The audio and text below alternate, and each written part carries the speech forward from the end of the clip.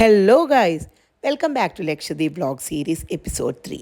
നമ്മളിപ്പോഴും ഡേ 1 അഗത്തി ഐലൻഡിൽ തന്നെയാണ്. പിന്നെ ഈ ബീച്ചിൽ ഞാൻ തുള്ളിച്ചാടി നടക്കുന്നതിന് മുന്നുള്ള കുറച്ച് സീൻസ് ഉണ്ട്, അത് കാണാം. അപ്പം നമ്മൾ സ്നോർക്കലിംഗിന് പോവാണ് ഗൈസ്.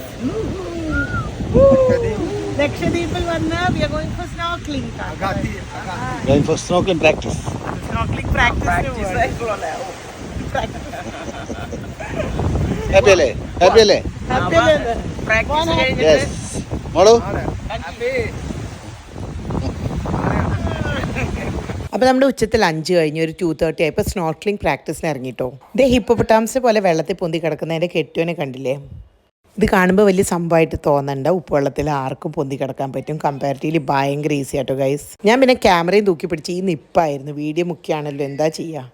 സംഭവം നട്ടുച്ചയ്ക്കാണെങ്കിൽ നമ്മൾ ഈ ചൂടൊന്നും അറിഞ്ഞില്ല. വെള്ളത്തിൽ ഇങ്ങനെ നിൽക്കാൻ നല്ല രസമുണ്ടായിരുന്നു.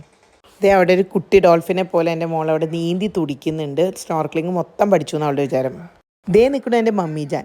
സംഭവം വലിയ നീന്തൽ വിദഗ്ധയാണെങ്കിലും സ്നോർക്കലിംഗ് ചെയ്യുമ്പോൾ മൂക്കുകൂടെ ശ്വാസം എടുക്കരുത്, വായക്കൂടെ എടുത്ത് വായക്കൂടെ വിടരുന്നത് എത്ര പറഞ്ഞിട്ട് ആൾക്ക് തലക്കറിയില്ല. അങ്ങനെ കുറച്ച് നേരം കൂടിയൊക്കെ ഊഞ്ഞാലിരുന്ന് വീഡിയോ ഷൂട്ട് നടത്തിയിട്ട് ഞാനും പോയിട്ട് സ്നോർക്കലിംഗ് പ്രാക്ടീസിന്.